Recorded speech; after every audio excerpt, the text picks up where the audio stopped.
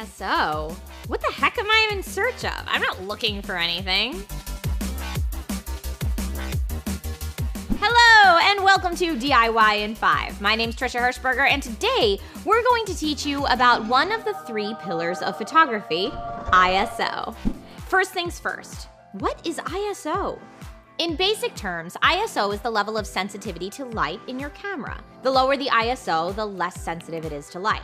A higher ISO increases the light sensitivity of your camera. So what does it mean to have more or less light sensitivity? With increased sensitivity, your camera can capture images in lower light without using a flash. And that's a good thing, right? Well, there is a drawback. Your photos will have more grain or noise when you raise the ISO. Here's an example of the same photo with low ISO and a high ISO. You can clearly see extra noise with the higher ISO. Now that we know what ISO is, which setting should you use? For the best image quality, use the base ISO. In other words, the lowest ISO your camera can go. Usually that's either 100 or 200 depending on your camera. What about when that's not possible? Let's say you're indoors without natural light coming in. Well, that would be a great time to raise the ISO.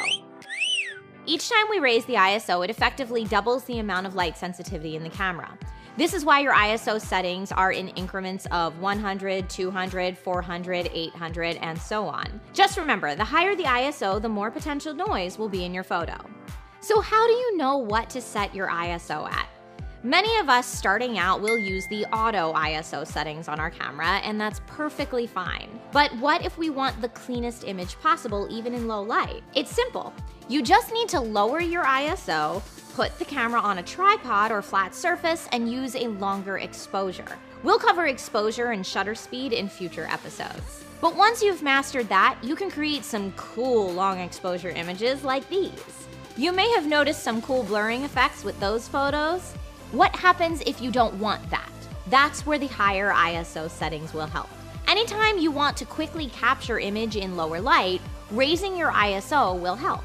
If you have kids or pets in dimly lit rooms, or just want to freeze the action of any photo, increasing the ISO can help here. You won't get the cleanest image possible, but it will definitely help you achieve the intended look of your photo.